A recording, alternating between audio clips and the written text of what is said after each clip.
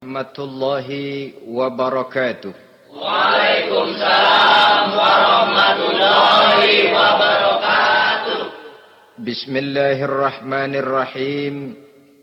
Alhamdulillahi rabbil alamin. Wassalatu wassalamu ala ashrafil anbiya'i wal mursalin. Sayyidina wa maulana Muhammadin. Wa ala alihi wa ashabihil mujahidin at-tahirin. Amma ba'du, subhanaka la ilma lana illa ma 'allamtana innaka antal alimul hakim. La haula wa la quwwata illa billahil aliyyil azim. Saudara-saudara kaum muslimin, terutama adik-adik para remaja dan pemuda yang saya cintai. Apabila seseorang akan membangun rumah, tentu saja dia akan mengadakan beberapa pilihan. Sejak dari memilih lokasi di mana rumah itu akan didirikan, sampai kepada menentukan bahan-bahan kualitas yang akan dipakainya, sampai kemudian kepada wujud dan bentuk rumah yang akan ditinggalinya. Demikianlah bahwa untuk membangun sebuah rumah yang hanya untuk menaungi kehidupan di dunia ini, kita mengadakan berbagai macam pilihan. Apalagi kalau kita akan membangun sebuah rumah tangga yang kita harapkan tidak hanya akan menaungi kehidupan di dunia ini, tidak hanya untuk kepentingan kita saja, tetapi juga untuk kepentingan anak cucu kita di belakang hari, termasuk sampai kepada hari akhirat nanti. Oleh karena itu, pada pertemuan kali ini, saya hanya ingin khusus berbicara kepada adik-adik remaja dan para pemuda, bagaimana sebaiknya memilih jodoh menurut ajaran agama Islam. Dalam Al-Quran, Allah Subhanahu wa ta'ala menjelaskan, Zuyyina linnasi hubbus syahawati minan nisa. Bahwa manusia, apapun jenisnya, asal dia bernama manusia, dihiasi dengan perasaan cinta kepada perempuan. Jadi sejak dahulunya, secara fitrah, laki-laki senang kepada perempuan, sebagaimana perempuan pun senang kepada laki-laki. Dihiasi rasa cinta ini dalam kehidupan manusia. Dan oleh karena adanya rasa cinta, berkembanglah segala macam persoalan. Sehingga seorang ahli cinta pernah berkata, cinta adalah 5 huruf yang membuat persoalan tidak akan pernah selesai. 5 huruf yang membuat persoalan tidak akan pernah selesai-selesai. Tetapi dalam kehidupan sehari-hari sering kita saksikan bahwa cinta ini bisa mendorong, memberikan motivasi yang baik, dan cinta ini pun bisa juga memberikan dorongan yang tidak baik.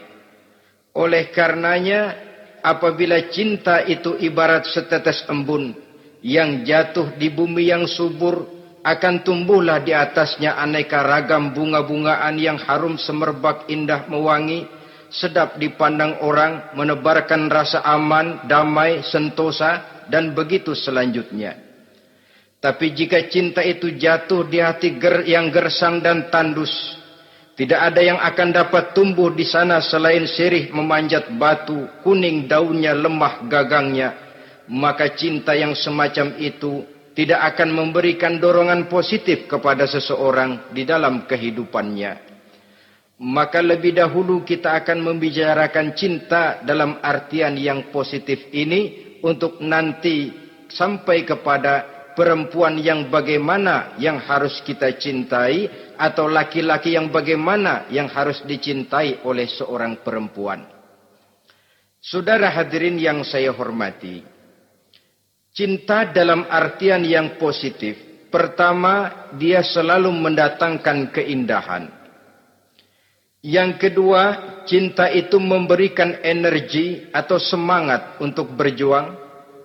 Dan yang ketiga, cinta itu selalu membawa resiko dalam bentuk pengorbanan.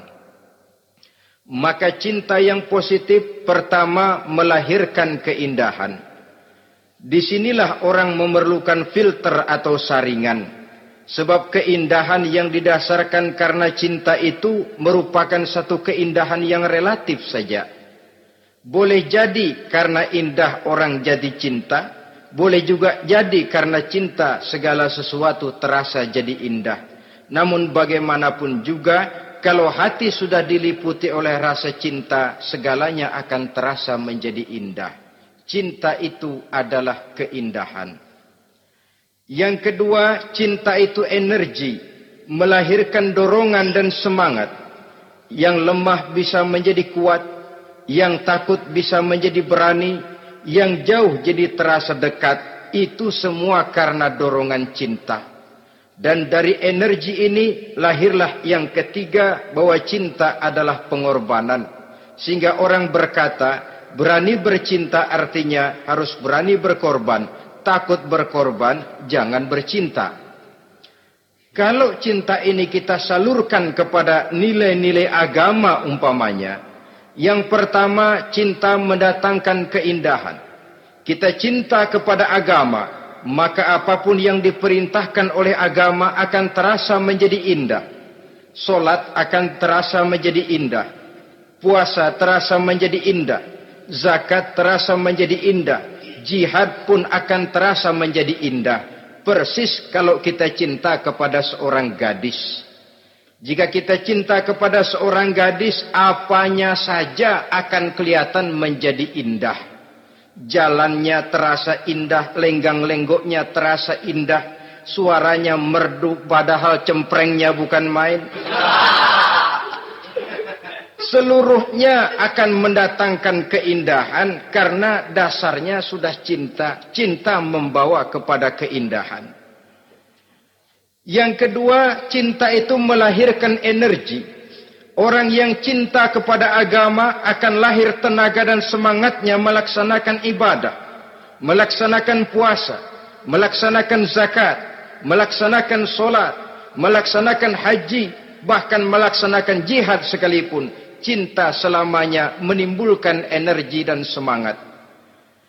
Sama saja dengan kita apabila jatuh cinta kepada seorang gadis, walaupun rumahnya jauh katanya, gunung pun akan kudaki, lautan pun kuseberangi. Untuk apa itu? Untuk menemui apa yang kita cintai. Cinta selamanya melahirkan energi. Capek tidak terasa, lelah tidak terasa, semuanya tertutup oleh keindahan yang bernama cinta. Lalu yang ketiga, cinta membawa pengorbanan. Apabila kita cinta kepada agama, maka pengorbanan terhadap apapun yang diminta oleh agama, baik itu pengorbanan waktu, tenaga, pikiran, harta, bahkan pengorbanan nyawa sekalipun, kita tidak akan berat melaksanakannya karena cinta kita kepada agama yang kita anut ini. Demikian juga cinta kita kepada seorang perempuan akan membuat kita rela berkorban.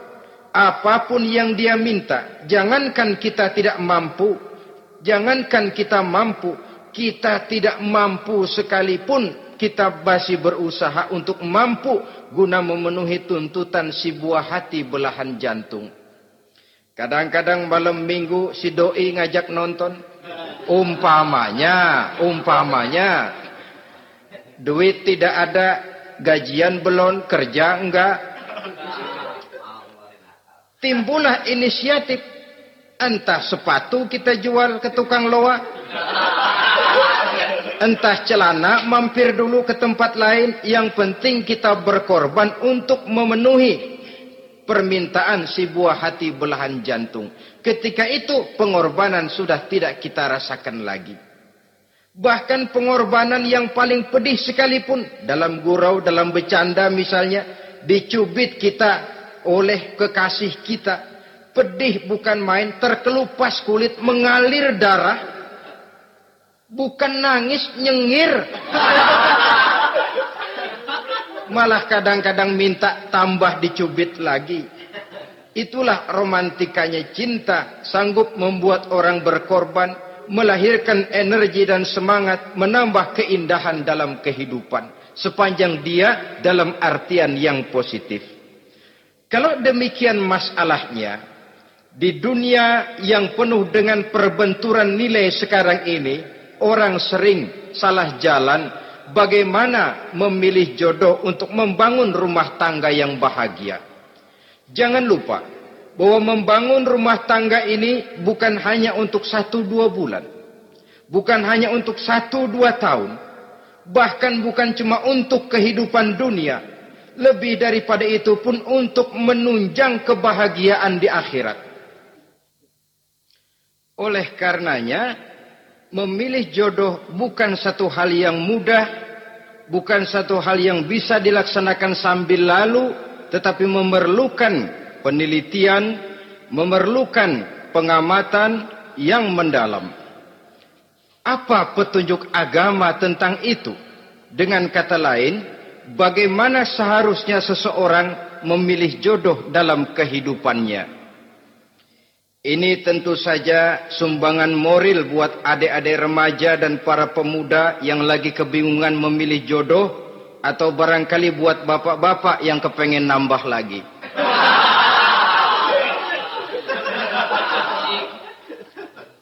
Mohon maaf kepada ibu-ibu, saya tidak menganjurkan, cuma ngajarin. Yang pertama, menurut Nabi, nikahilah perempuan itu karena rupanya, karena hartanya, karena keturunannya, dan karena agamanya. Ada 4 motif utama di sini. Pertama, memilih jodoh, lihatlah rupanya.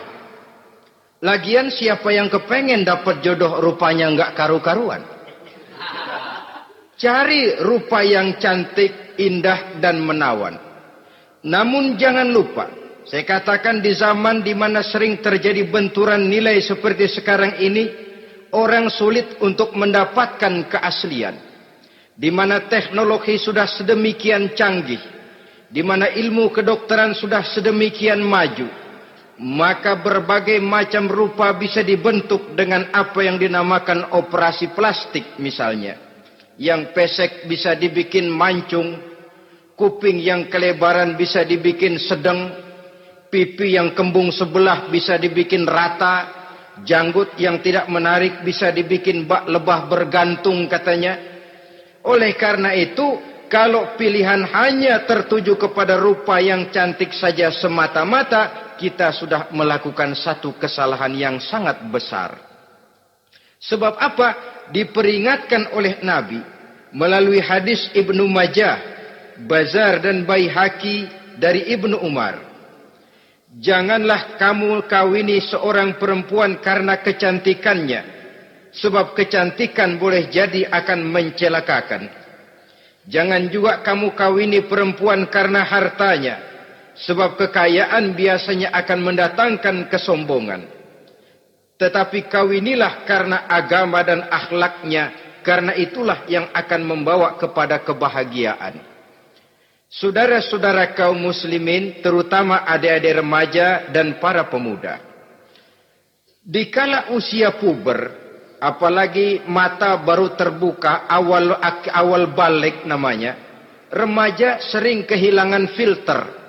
Pokoknya asal melihat rupa yang sudah lemot, denok, geboy, pikiran pun hanyut, malam terkenang, siang terbayang, tidur tak nyenyak, makan tak enak katanya, selalu terbayang wajah si doi. Dikala itu orang kehilangan pertimbangan bahwa rupa yang cantik kadang-kadang sering menipu. Diriwayatkan oleh Imam Ibnu Abbas, satu hari ketika sedang kumpul dengan para sahabat, lewatlah orang dengan potongan potongan orang kaya. Kelihatan kan, orang kaya sama orang miskin jalannya aja lain kan. Jalannya saja, jangan gaya hidupnya, jalannya saja lain. Lewat dia, Rasul bertanya kepada seorang sahabat, menurut pendapatmu bagaimana orang yang lewat itu? Kata sahabat, oh yang lewat ini ya Rasul, kalau dia meminang perempuan pasti diterima. Kalau dia menolong orang pasti berhasil. Kalau dia ngomong pasti didengerin. Kenapa? Orang kaya. Orang kaya ya Rasul. Kalau dia minang, perempuan mana yang kagak bisa menerima kalau dipinang oleh orang kaya? Biar mukanya udah belipet kayak dompet tanggung bulan. Kalau memang duitnya banyak, nggak kelihatan tuh muka yang belipet. Yang kelihatan duit. Kalau dia nolong orang, pasti berhasil apa yang dia tolong itu.